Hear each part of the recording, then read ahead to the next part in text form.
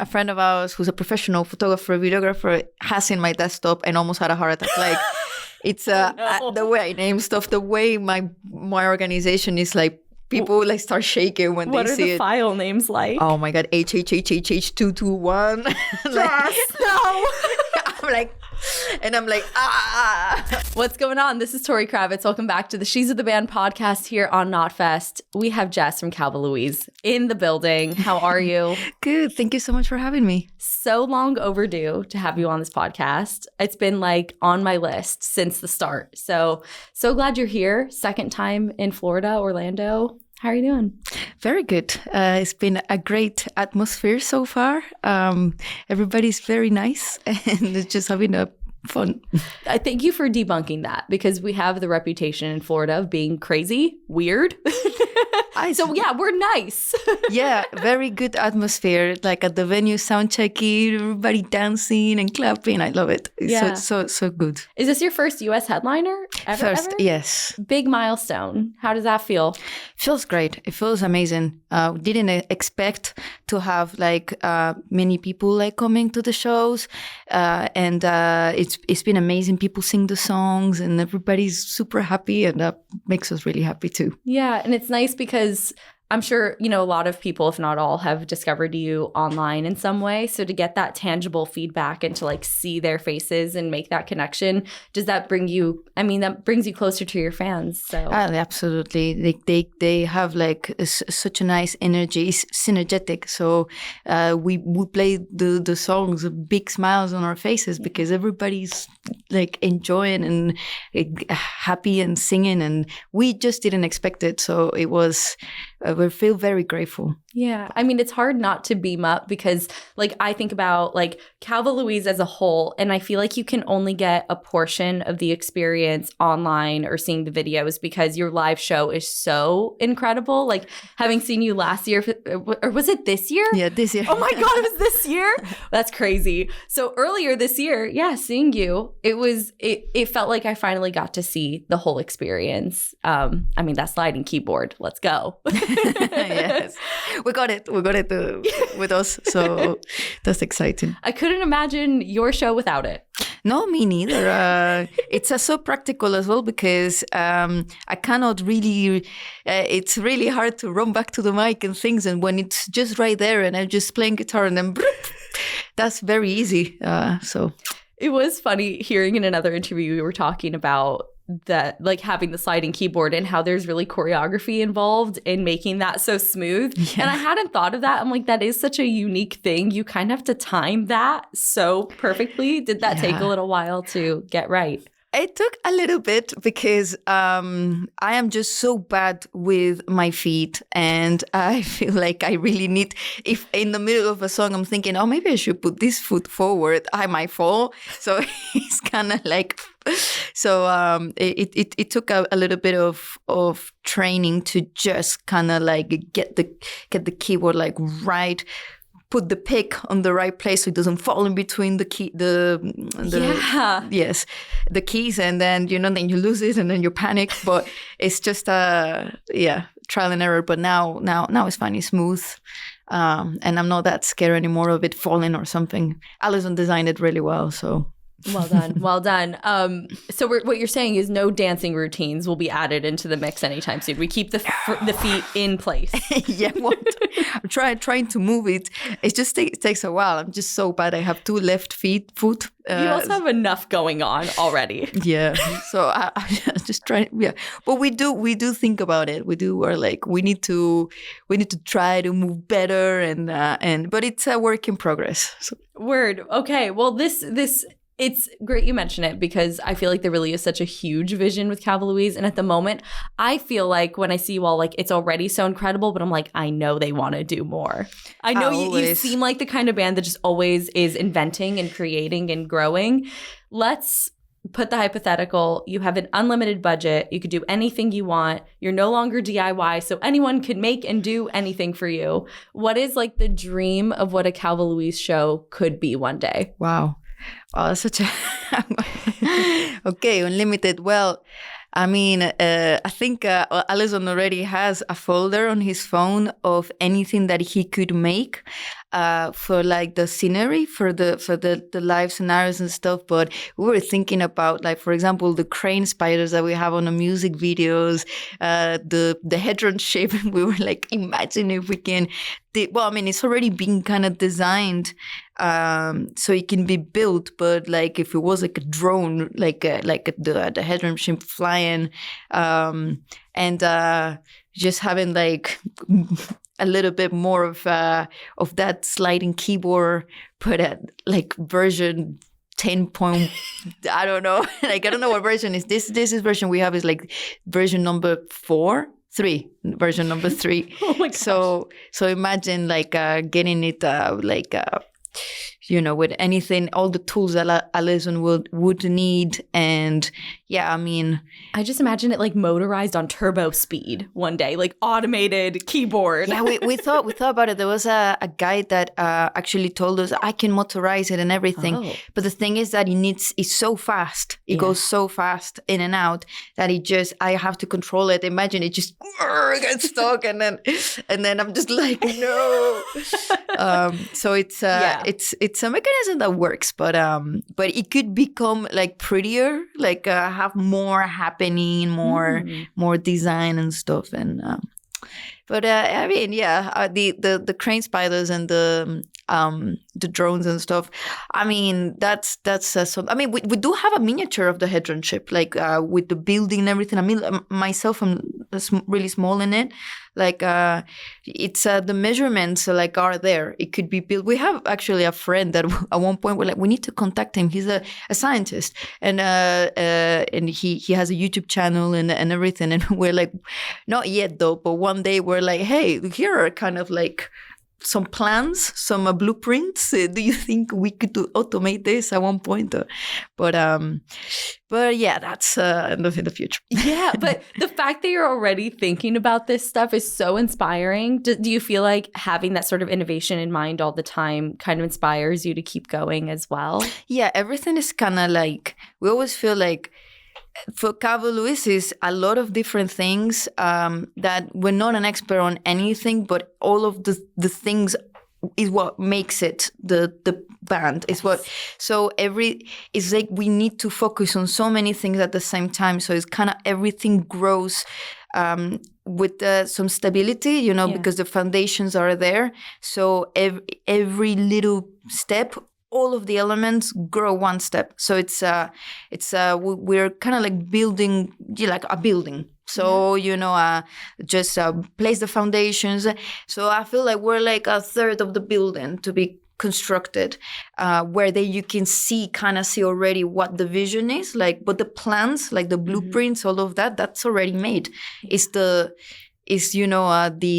The money and the having stop being DIY at one point and then have more like machinery around it so we can build faster. Yeah. But now we're doing brick by brick. So it takes a bit of time, but to us it makes so much sense, and it's just little by little that it unveils to others that the idea. Oh, I get it, because people at first are like, no, don't fucking get what you're doing. Like, I don't get it. It's like, don't worry. Like, well, I get it.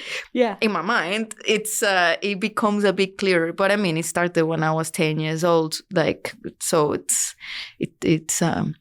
as I said, like the plans are written of a while now. Yeah, and it's like with every music video, with every album, like you said, the picture becomes clearer and clearer, and more of the story gets unveiled, which is so fun for us to be able to follow along and be like, what's the next chapter? It becomes interactive almost.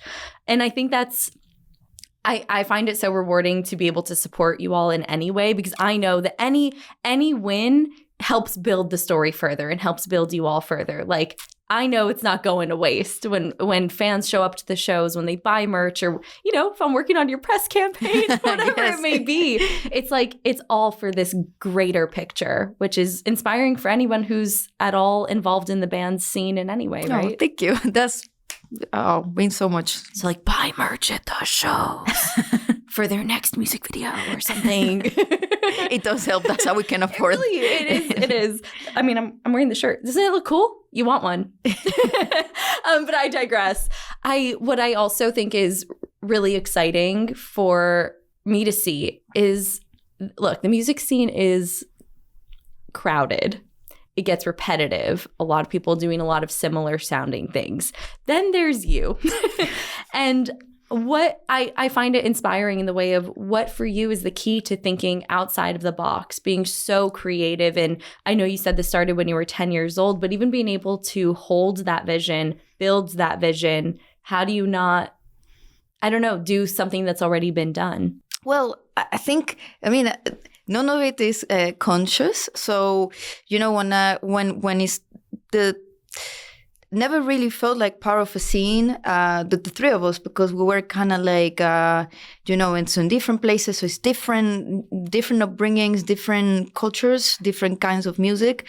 So I think that has a lot to do with the kind of music that we do, because there was this thing that I thought about it no long time ago. Actually, it was actually in an interview talking, angry metal guy.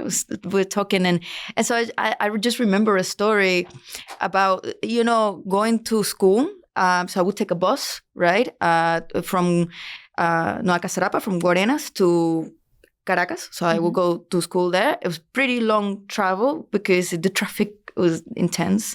And my parents didn't have a functional car, so it was a bus a lot. And even, well, I don't know exactly, but when I was go into high school, the buses had, music. Yeah. Like at 6 a.m, merengue, salsa, like they're trying to wake you up, but pretty loud as well. But it's their bus, so it's like the driver decides the music, and I love that. And so it's amazing. So, but at the same time, I wanted to listen to rock music or metal, and so I just remember clearly one day, like it was like 6 a.m. My dad gave me like a little Motorola MP3 with the shittiest headphones that you could have. So of course, there no noise canceling. So it was merengue, super loud. And then it had System of a Down at the same time. And it was like System of Merengue or something, and I just thought that was a lot of my life. It was a lot of overlapping music. And I love, like in a way, that's how, I don't know if there's a neuronal path that formed, but that's how I grew up. I grew up like 1 year with like fucking, like metal music, rock music. And then my other ear, it was joropo, merengue, salsa, reggaeton. Like it was just there, So I think that kind of like fused that. So when I write music, I don't think about it. I just whatever comes. And so I think it's just really ingrained in my brain. And so that's how it kind of like, I don't know, like it's not, I never thought like, I'm going to do this genre. It's like what comes. It's like what the moment says. And there's a lot of the Latin roots in there because that's what I will listen daily, every day, like wherever I went, that's there's music in the supermarket, there's music everywhere, so which is very lucky. I really enjoy that. Yeah, it sounds like you have such a great perspective now too of the music you grew up with, and it makes me think, so my mom is Brazilian, so I would spend quite a lot of time in Brazil, and it was like samba, bossa nova. And as a kid, I was like, oh, I don't want to listen to this. Like I wanted Flyleaf or, whatever I was listening to, which was metal and rock. And so I thought the Brazilian music was so uncool. And now as I'm older, I really appreciate it. It's amazing, yes. What was your evolution of your relationship with the music from Venezuela? Well, so it was like a melting pot because so I really appreciate, sometimes I used to not appreciate the genres that I'm like, they were like a lot, like you're just listening every day, whatever, where I was going. But I really started to see how the blend of genres, like bands like Calle 13, Puerto Rican band, started with a song called Atrévete, and like that was everywhere. And then, like the release song after song after song, it was insane, the amounts of blend of genre, of collaborations, like Tom Morello was on one song, and then, a song with Irish, like flute, and so it was, I feel like already it was like kind of normal to see that blending of genres. Also, there's a lot of metal and rock bands in Venezuela. There's a lot of music. There's a lot of classical music. So, I feel like sometimes people want... where I grew up, like most people wanted to sing in English, and there was, because you want to be part of the scene that you see on TV, where we had like MTV, Latin MTV, and then also, but there would be a lot of Paramore and a lot of My Chemical Romance and Muse and System of a Down stuff, and then then South American bands like all like blended together. So people, I feel like when I was like 15, 16 years old, people just want to be like singing English and just like want to be part of like that scene that you see, I don't know, people with making bands in their garages here in the United States. But that, I mean, in my experience, that wasn't happening in Venezuela because where I grew up, because it was just not feasible, right. You don't really have like that sort of. I wanted to make a band so much, and then like people were like nah. So it's really hard to find, like, for me it was really hard to find who to play music with. I always play music with my dad because he's a guitar player, and my dad used to play like his songs, and he already blend like a lot of like bossa nova with Latin rock, with French rock. He already did that. We see him singing with our neighbor like a lot of songs of Molotov. Got in trouble in school for singing Molotov songs, and we're like, don't sing that. So I already was seeing it, and I was never afraid of what I liked. So whatever I liked, I was like, I want to do that. So when it came to Europe, it was a bit a little bit more difficult because it's more the mold, like the cases. And so I was told that first you can't sing in Spanish. So first I learned English, right? I learned English reading books. It was pretty hard. Alison didn't speak English at all when I moved. So, I moved to France, live in a convent. The nuns didn't like me play. I mean, I'm not religious. It's a long story, but we can all find it online. If you want the whole story, it is online. It is online. But the idea was to go to England, and I had this naivety of I never really had much material stuff. My parents didn't have much, so that was kind of easy to let go, because when you don't really have a house or whatever, you're like, or a car, or something, you're like, okay, well, so leaving. My goal was a band right now. I need to have it. And going to Europe, discovered that it was a little bit more, you need to obey, and then you need to do what you're told. And that's how, like, kind of at the beginning, when forming the band in England, we got the opportunity to make a first album. We had to just say yes to everything that the people that were putting the money were saying. So no singing Spanish, no screaming, no, don't do this, no, you cannot do hard music. Funny how that worked out. And I love it. And then, then you...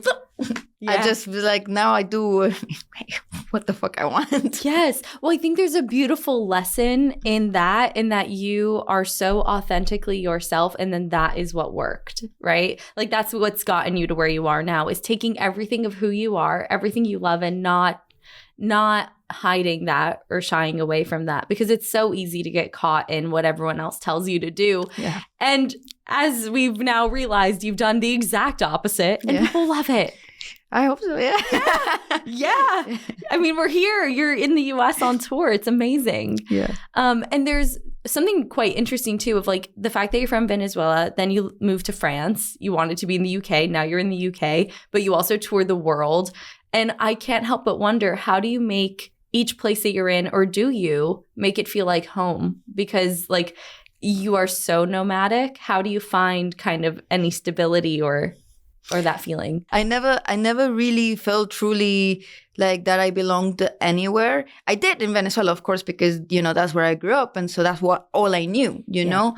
I had, I remember in my childhood and my teenage years, like especially in Guarenas, like it was, I was just dreaming, but without inhibition. So I will be like, like Matthew Bellamy or like Serge Tankian, they just can show up like in a Casarapa. Who knows? Like I used to think like that with the artist I love too, and I was in the middle of nowhere. Yeah, like they could just be like, oh, I'm just touring around. Just always be on the lookout. You never know. But it never felt like I wasn't at the wrong place. But at one point, because I didn't want to leave Venezuela, right? So at one point, when I turned 15, and because I moved 20 days before I turned 16, I was like, where am I gonna? I don't know where to play, because people were not really, there was kind of sort of like, you needed to get somewhere to get attention, and nobody, my parents are, I love them, but then nobody's like, we're just a bunch of nobody. So, I was like, it's not here because I don't have connections. I don't have what it needs. It's like, I felt like my life was, at 15 years old, already felt like everything was crumbling apart. So, I was like, oh, I'm gonna, okay, this is what I'm gonna do. Concocted a plan. Didn't tell anyone in my school. That was pretty funny because everybody thought I died. But I left without saying a word because, no superstition, but you better not say anything. You don't want someone else's bad energy to get involved in your plan. I don't know if it's a Venezuelan thing, but, my mom was like, don't tell anyone if you want something to happen. I'm the same way. Yeah. Maybe it's a Venezuelan and Brazilian thing. Maybe it's an American thing. Latin American thing. So, going to France, I felt like, oh, finally, I'll meet, well, I mean, I did meet Alessandro, which it was great, but it was like a big slap in the face I could expect. It was really hard. There was a lot of, I wasn't accepted. I came in the middle of the year in high school. So, the new person, people will make fun for my French, trying to speak and kind of, but it was okay, form character, And I was like, I'm here just for a little bit anyway, because I want to go to England. I moved to Normandy just so because it's 2 hours, 4-hour ferry, and then you're in England. I'm also so impressed that so young you knew exactly what you wanted to do. That's very rare too. Yeah, I were feel so okay focused. But yeah, the thing is, I just wanted to play music. I wanted to write music, express what I wanted. Do what I was feeling. I feel the same that when I was 16 years old now, just with a bit more experience of like knowing a bit more of life. But I feel exactly the same. So I was just, there's a driving force. And again, in Venezuela, I had big problems, didn't have nothing to lose, so just, went there, France. My dad's French, but his life was built in Venezuela. To him, it was a bit more difficult. He was like, I don't fucking want to go. And my mom tried to convince. My mom stayed in Venezuela, and she was like, so my dad went to live with his parents. So it was a bit of a hard, punch, trying to find a job. I was kind of like by myself. It was very, very funny. Like the nuns were hilarious. Like living in, to go to school, so a place to stay. And then I felt when I went to France, I felt very lonely until I met Alison, because I was like, so it's not here. It's not here. Like I thought I was going to feel different. Then I moved to England, and it was another slap in the face, but a nicer one, just a little one. It wasn't like a full-on punch, but it was very hard. It was very, very, very hard because we were like couch surfing all around London.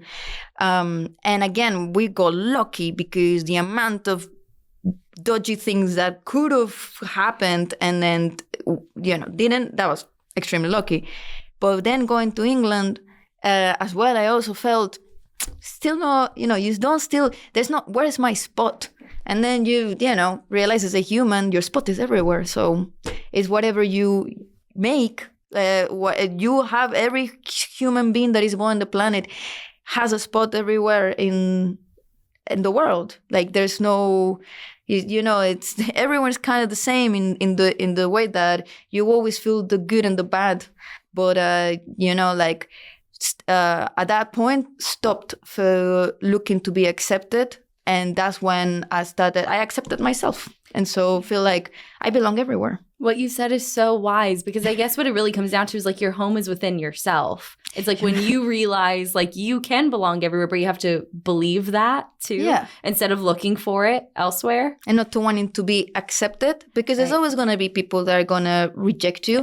But at the same time, like, you know, don't care. Like, you don't have to, if you feeling rejection is like a deep thing for most people. People want to belong into, you know, like a family and group. And I'm very lucky that my mother and father, they've always accepted me and I've always accepted them. And so, but there's people who don't have the chance to have family that accept them. And it's really hard. But once I just stopped and just thought about what I wanted to fulfill in my purpose, like why that driving force, then you start meeting people that you're like, so okay, you're kind of, you know, like a Blind Melon, you know, the little girl, No Rain. Have you seen the music video? No. The little bee.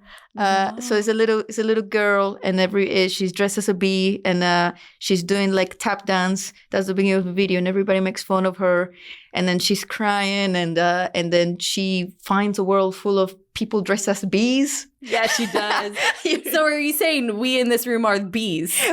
Well, metaphorically. Yeah, I guess. You're a bee, I'm a bee. Well, I mean, we all accepting each other. So yeah. Well, I think it's so true though. And I also am such a believer when you're on the right path that is so just aligned with who you are, it kind of, not that it unravels easily, but there's not as much resistance. Like it does unfold the way it's supposed to when you find your people, like you're saying. So you found your bees. Exactly. Yeah. Yeah. I love that. And you are, I mean, the definition of self-made, this whole story here and what you went through to even get to this point.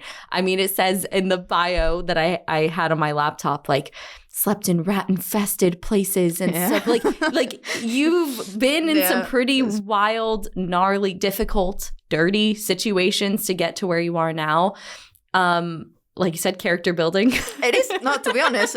I'm very grateful for those experiences. You appreciate a lot what you have after. Yeah, I'd love to talk more about how having to go through all of that shaped your perspective and the way you approach the band now, because I'm sure it's huge. Well, I think a lot of we now as a band, so we are very in work. The work mode that we have is kind of.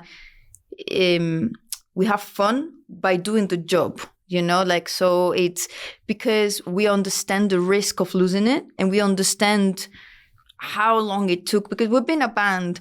So, you know, even discounting everything, not counting, like, coming, you know, the big punches of like moving countries twice, and like Alison not learning English, and our first 2 years in England was dramatic to a point that it's very funny. It's absurd.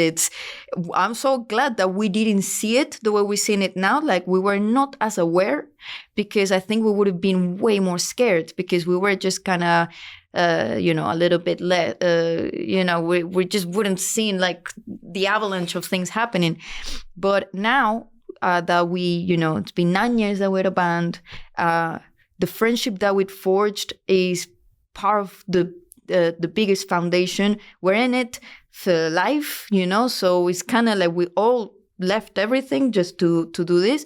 And it's not about the result. And I know that, you know, people say, it's the journey and stuff, but it's not even the journey. It's about like literally the minute to minute, like the second to second, and the you know, like the little things of like what we're doing, and the appreciation of it, and how much we take care of, you know, our bodies, or for example, we don't drink when we're on tour. We're like, you know, realize that we need to learn how to live without coping, you know, like we need to not survive it, we need to live it. But for that, you need the big discipline, because without that discipline, things crumble. Like, you can't, feel like, oh, that'll be fine. Like that's the kind of sacrifices you gotta be aware. 24 hours a day, you got prepared for the worst, because the worst can always happen.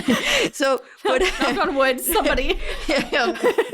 But by the preparation, without wanting that, you know, but by preparation, then when challenges come, then you're like, you know, you don't see it as poor me. You see it as, well, I mean, can we fix it? Yes. Okay. Well, let's do everything to fix it. Can we not fix it? Well, then, you know, it is what it is. And then you just got to keep going, because as long as you have your health, you know, like then you start putting into perspective. There's people that actually have problems. And then you're like, my problem is so stupid, you know, like compared to real, you know, endangerment. And this is the thing. Sometimes when you're, we've seen like even us when we started as a band and stuff, like I used to complain a lot. I mean, I'm still working on it. But you realize that by using that time, you know, focusing on the negative stuff, something could happen. Yeah. Something real. You could have an accident. You could, you know, it's so as a band now, going through all of that, we understand the risks. And so, and understand that, you know, everything could, one little mistake can change the life of a lot of people. So we need to stay like in the focused. So that's and actually by doing that, you enjoy it so much more. Yes. No external pressures. Yeah. Again, you know, anything that in the industry, you will have so many people, right? Like kind of putting in your ear, like, you should be afraid of this. You should be afraid of that. And you should be afraid of what? Like, there's people that told us you've accomplished nothing. I don't care. Like, I think I've accomplished a lot for me, for my life.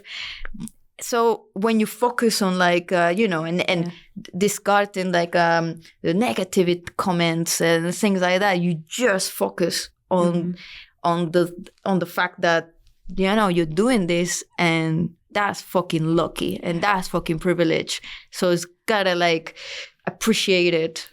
Yeah. Oh my gosh. There's so much to say in response to that. But the mind is so powerful. I think it's really important to note what you said there about the way you think and the way you approach this. I always say what you focus on expands. Of course. So it's like, yeah, being appreciative, grateful. And that was something actually that it's even on my piece of paper, because I was so struck by it in the interviews I had heard prior, is you have a very different way of speaking about your career and your journey than honestly a lot of artists these days, with the amount of gratitude and excitement, just joy. And I don't know, you seem so inspired by what you do. And yeah, you don't complain about, you know, let's say you have to make reels on Instagram, or, oh, we have to do these things that maybe other artists would complain about. You just seem happy to be here. And that's really refreshing. So thank you. Because it's like, what is the point if you don't love what you do and want to be here? Yeah, absolutely. At the same time, you know, like, it's understandable. Like, people, I always feel like vent, you know, like we have to vent because we're human, you know. Of course, we have bad days. we have bad days and stuff. But it's a kind of like understanding that it's not convenient for oneself to waste the amount of energy. Like, it's not, you know, sometimes people feel like, people don't, you know, put me down by complaining and stuff, because most people are like, stop complaining because it annoys me, you know. But we see it kind of like, we should understand what we have because it's convenient for us to know this, because that is actually self-fueling. And understanding that, you know, like, you have bad days, you have, you know, I complain. The most I complain is people. I'm like, I don't understand people, but you and me both. Yeah, but you know, it's kind of like, but you know, it's not convenient for me to have. Well, that's why I wrote "Hating Me." You know, it's not convenient for me to have all this hate. It's not convenient. It's not. It's just gonna, you know, make the hole deeper and deeper and deeper. It hurts you more than it hurts anyone else to complain, right? It hurts. Thing is, like, all of it. Well, not to get too deep in that, but this podcast always gets deeper than it's supposed to. It's okay. We always end up there. But it's just like you just fueling yourself with like you're losing energy basically. Yeah. It's like having a balloon and then adding little holes in it, and then the balloon just shrinks and shrinks and shrinks. Yeah. And preserving your state of your energy, preserving, you need it for life. You need it to give a good show. You need it to do what you gotta do, because I feel like we're born to do, like we're here to do. And by doing, we need to learn to enjoy what we do. Yeah. And so, and do what we enjoy. So it's all kind of like but being human is a whole contradiction. So it's horrible and it's great. Yes, felt. Yes. Well, thank you for using your precious energy to sit for this podcast. Of course. That's great. Well, it's fueling each other. Yes, 100%. And I can only imagine through your journey, you've had some really huge milestones. You played some big festivals and done some really cool things. Like you said, you have gone places, you have done things. What has been the most rewarding moment of your career so far? Well, so far, what we're doing. No, don't lie. No, but I mean, going here in the US and do a headline tour where people come and buy merch and sing the songs and tell us how much it means to them. That's something that, when we got like the tour, everything working, having people like yourself, like our management, our agent, like we met all through like online. So it's realizing that the work has fruits. Yes. And that we're collecting them and then making more, so this is to me, so I never felt like having a milestone in terms of a festival or something like that, because in a way, like, it's the milestone is feeling that in our minds we are feeling this. I wouldn't call it satisfaction, because I feel like nobody ever is truly satisfied, because life has got so much to give. But feeling this kind of like inner silence where you just are, enjoying. Mm-hmm. Full stop. We're just doing it, and then feeling that like things are going it's steady, and that, to me, having that feeling, because I used to be like, wow, I wasn't even born. As them saying like, I wasn't even asked to be born. Wow, why am I here? And people are like, you're so nihilistic, and I was like, I'm not a nihilist, but now I feel like I believe without believing. Like I don't believe in anything, and that's okay, because I'm still having a good time. We are the same in that way, but that's for another podcast. But yes, I'm with you 100%. And I want to talk about Edge of the Abyss, your masterpiece, the latest masterpiece. One thing we discussed prior to this podcast was how the lyrics are autobiographical, which I think is a very interesting thing to note, because everything you do is also a storyline. And if you watch the music videos, it seems like it would be fictional. Like there's time travel, there's crazy stuff happening. But then at the core of it, it's related to you and it's personal. What was the writing process for that like? And how does the fictional world tie into your inner world? Wow. Well, it has a lot to do with abstraction, right? With the abstraction of feelings. I always felt like I couldn't express what I was feeling. Like I'm like, I don't feel this, I don't feel that, and I was like, because my life story and in consequence also Alison's and Ben's, by being a band for so long, it was so strange. Like the story is so strange, and people, if they looked at us for like a 10-second video, they'd be like, oh, I could assume this, that. Or people like, you're Russian, right? Or like something like that. Or you're Polish. Or like, and I was like, no.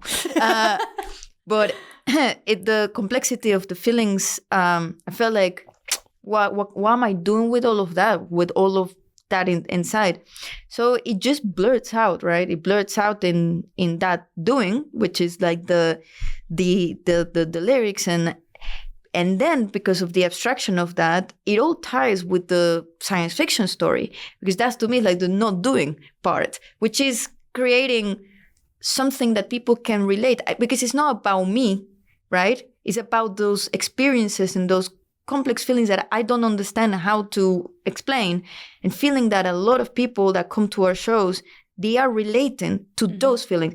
The story is like the kind of concrete. That's the concrete side where I could tell you, like this character, Louise, and the Vic character, and Johnny, and like what they represent in the story and their journey. And then you attach like your personal journey to it.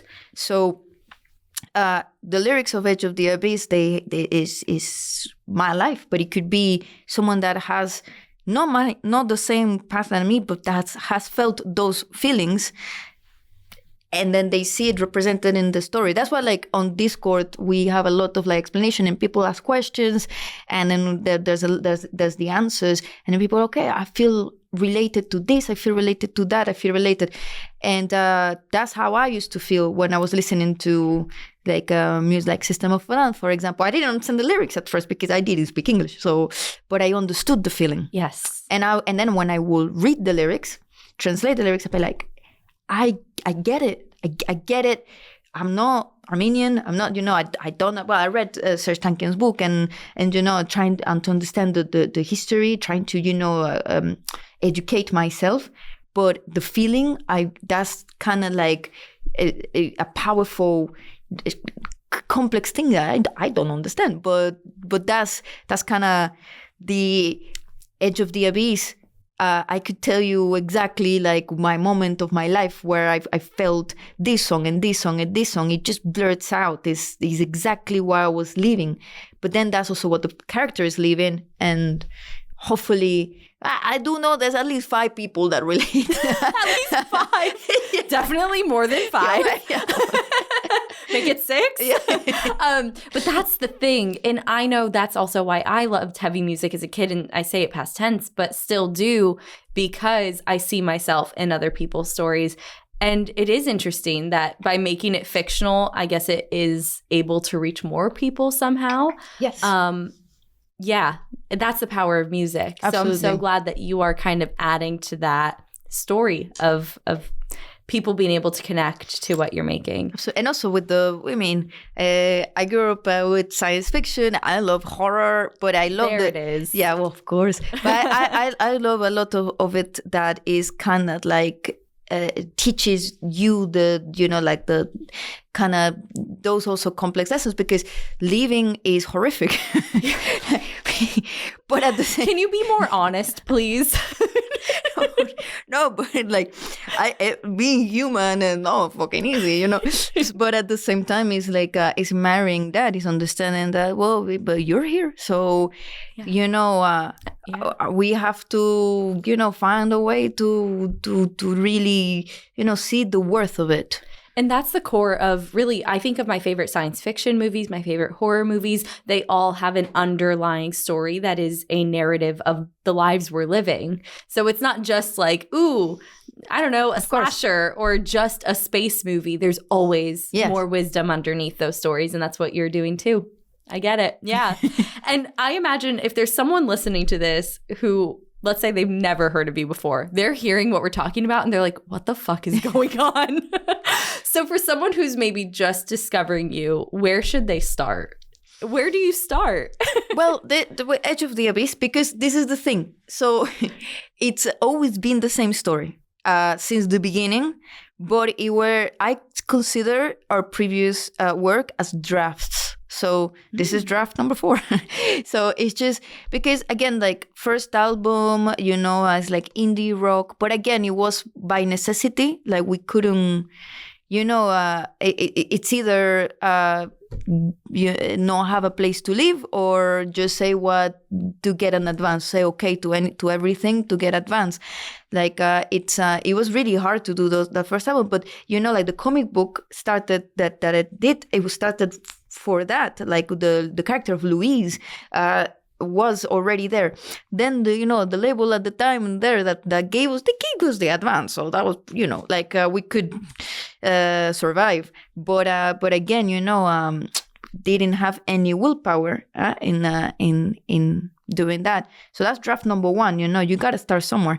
So every album then, is kind of the similar story, but a little bit better, but a little bit better, but a little bit better. And Edge of the Abyss is still very completely DIY. It was recorded at not in a studio. I wrote that on the back of the album because people, where did you record it? Well, in my kitchen, like you would do, I guess. But it's draft number 4 and another side of the story, like another perspective of it. But if you start with Edge of the Abyss and watch the music videos of Edge of the Abyss, then you go to the mixtape. I think you need to go backwards. Start from latest, and then you'll understand. Because the story of my life is that to know me or appreciate a little bit of what I do, you need context, and it's pretty annoying. I want at one point not need context, that it talks by itself. But again, by having to do it, was pretty hard to do a story, film the videos, learn the VFX and all that stuff, to explain something that will need like $100,000, So it's first video we did, people, I don't know, people, I don't get it. Wait. It takes a bit of time. But at one point, hoping to have enough budget, enough team, enough that then you get, I get it. But so the beginning, it's Edge of the Abyss, and then you go to the start. Perfect. Love it. We got the curriculum. Yeah, we have it all set up. But the thing is too, you were saying you wish there was no need for context, but I think fans love that. They love I love a concept album. I love a story and having to read the lyrics and dive in a comic book, because it becomes a whole world. What you're doing is world building. So there's something fun about that too. It is. It's I heard, I love Andor. I love that series. And the showrunner is talking about reverse anthropology. And that's exactly how it feels. It feels like, the plans are laid out, and then you start discovering things about this world and that world and how this technology works and what this character did and what this character, it's like the dialogue. Because I write the scripts of the music videos that are 11 pages long. And it's funny, intense. Sometimes we feel like we should we should do a movie of making the movie, that would be even more interesting than both. But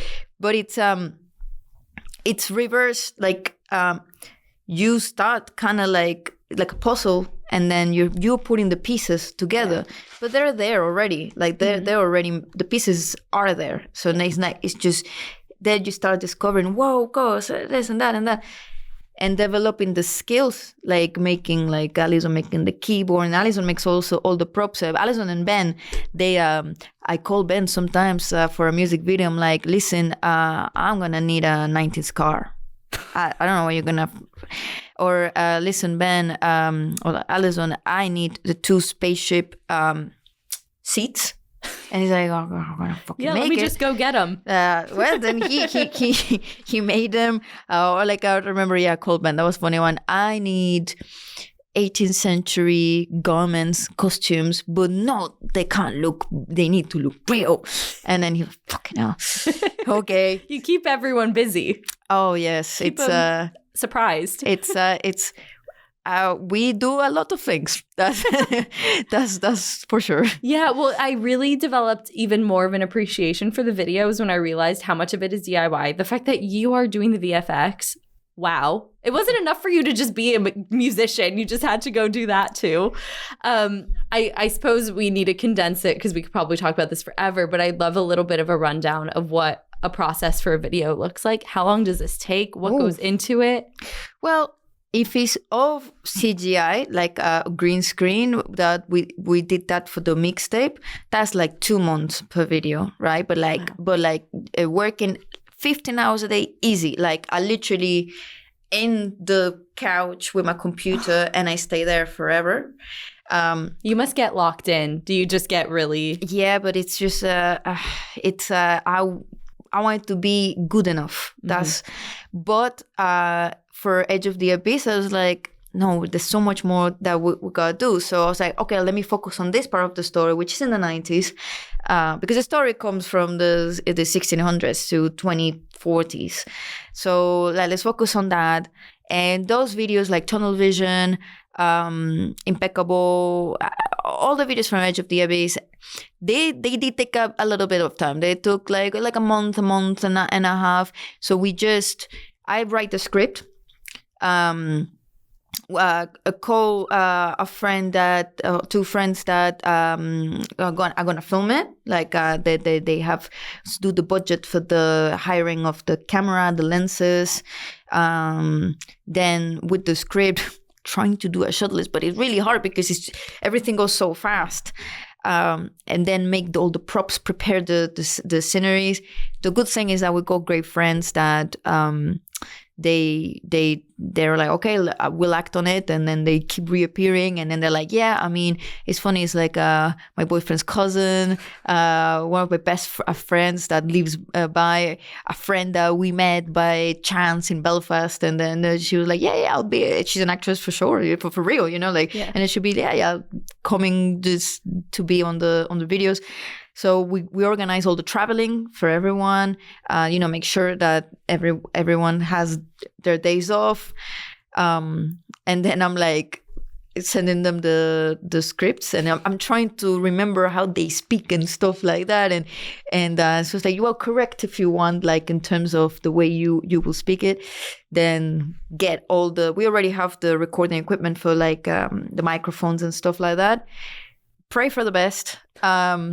To the universe, all that, finding for Tunnel Vision, like 2 days before, like the car's not working, and then it worked, and then I was already planning to have to do a digital painting of the car. Like we could have a white car, but I wanted a red car, so I was like, I started watching tutorials how to paint like digitally. I was ready for it, but just hope it doesn't rain, like hope to find like the right places, and the story always build again, the comic book is based a little bit in Normandy, right? Because we were there. Before that, the beginnings of the story were based in Guarenas. No, yeah.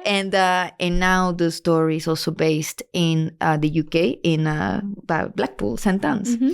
So the environment counts a lot for where the story is placed, and it all makes sense.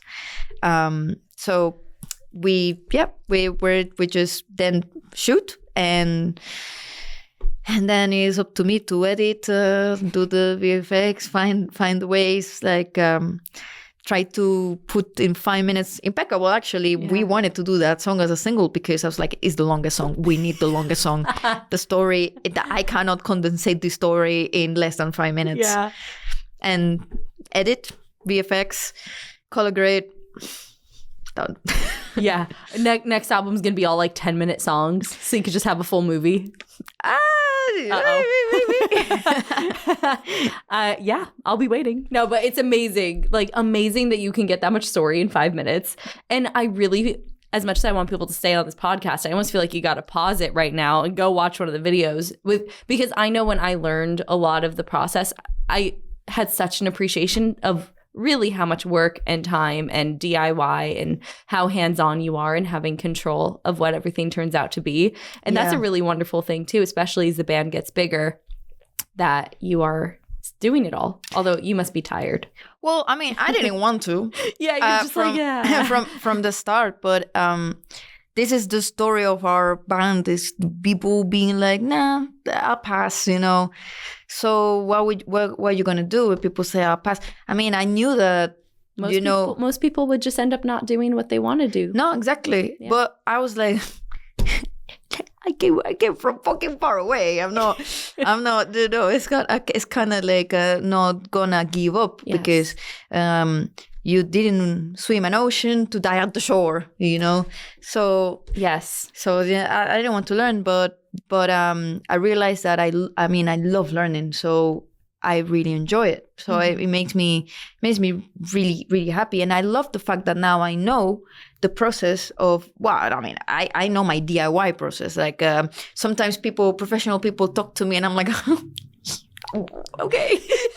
It's like they talk to me like vocabulary and so I'm fucking study this vocabulary of like cinema and like editing. No, just develop your own vocabulary so then they're confused by you. A friend, you are highbrow. Well, don't forget it. a friend of ours who's a professional photographer, videographer, has in my desktop and almost had a heart attack. Like it's the way I name stuff, the way my organization is like. People like start shaking when they see it. What are the file names like? Oh my God, HHHHH221.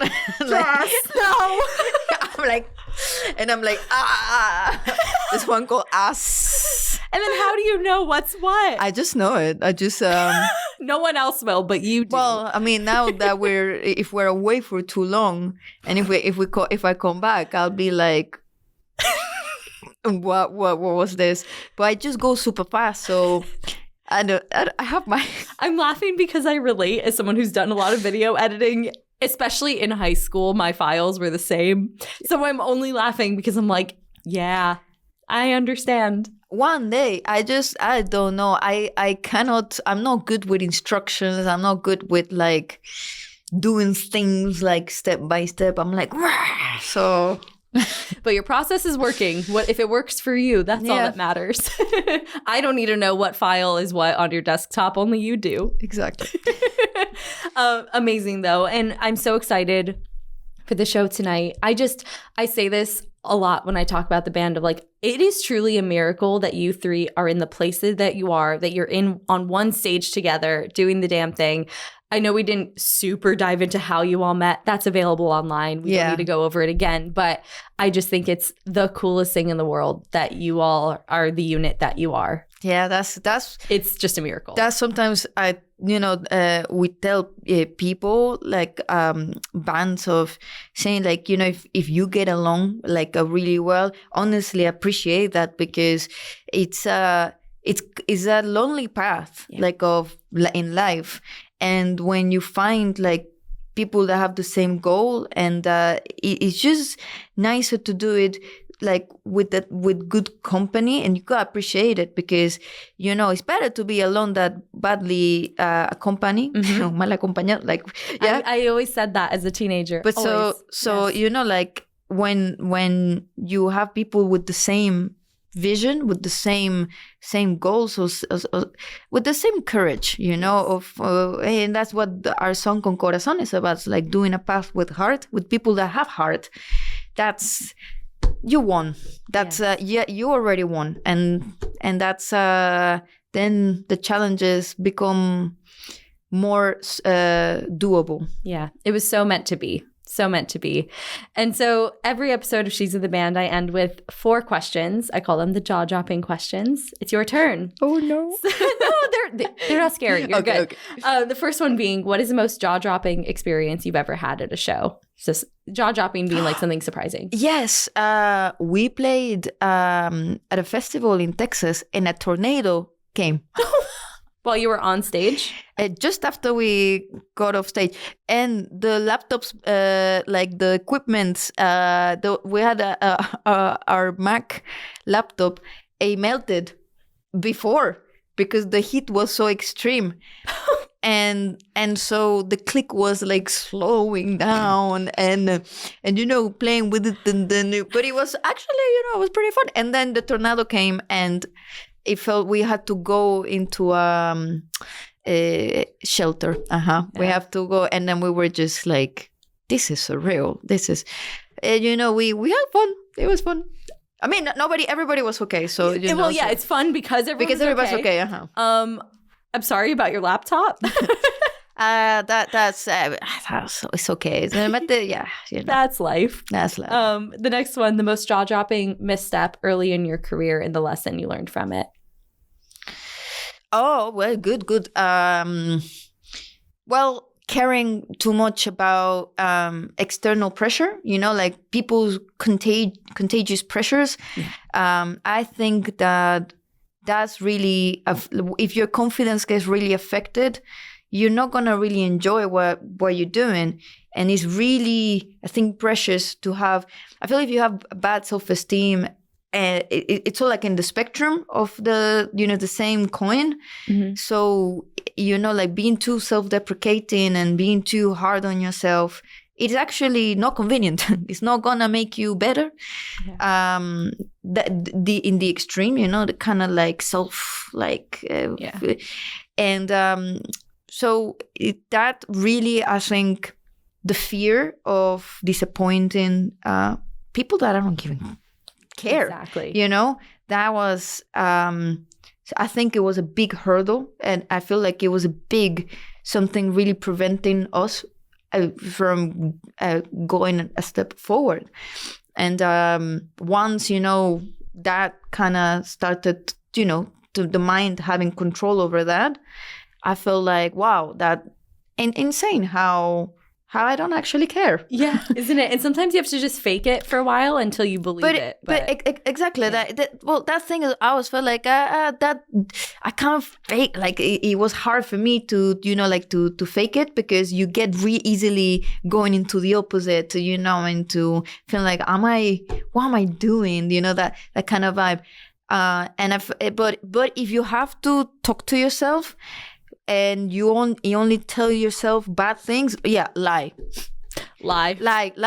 because it's gonna kind of like make because you're already lying to yourself. Yeah. Like, so it's the there it is. So it's like might as well say nice things. Yeah, if you're gonna lie, at least say nice things. Yes. And the thing is, I'm such a believer too, like the way you carry yourself, other people believe it. So if you even just pretend to be confident, other people will believe that too. Absolutely. Yeah.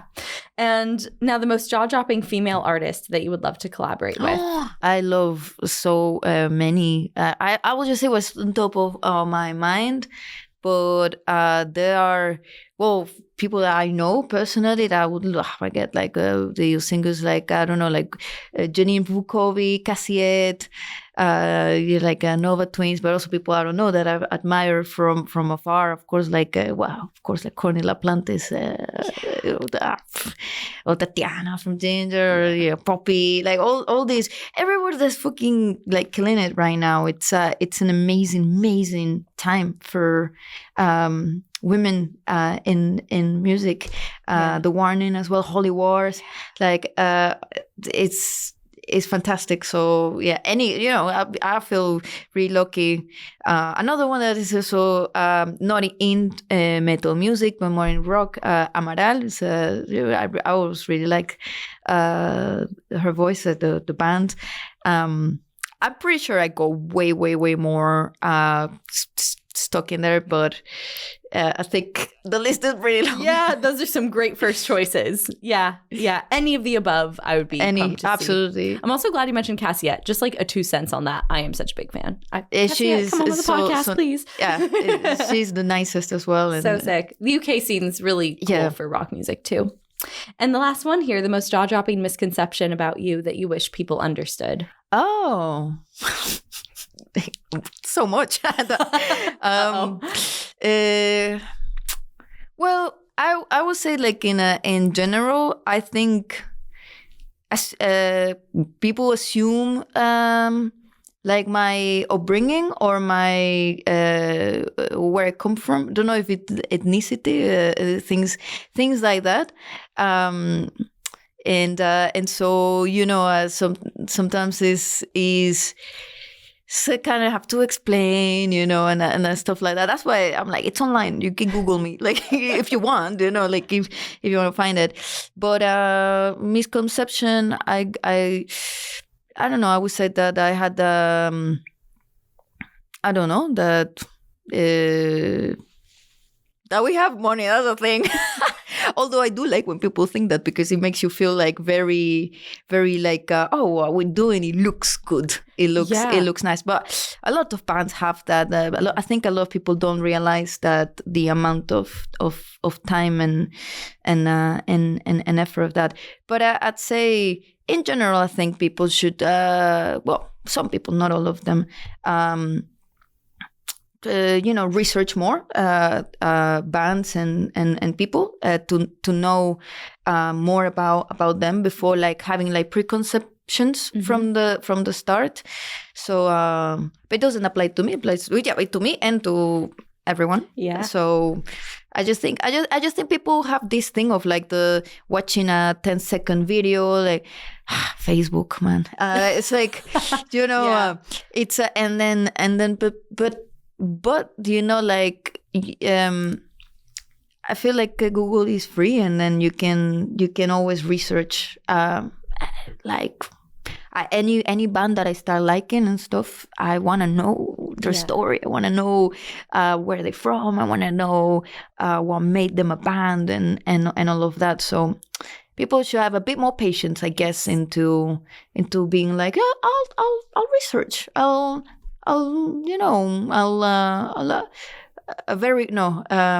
the word, but like I'll make sure I know. Be informed. That's it. Yes. Yeah. Well, that's why I became a music journalist, because I, like you, love to watch interviews. When I start loving a band, oh my God, it's game over. I want to know everything. And I would hope that anyone who's made it this far in the episode, that misconception is debunked. Yeah.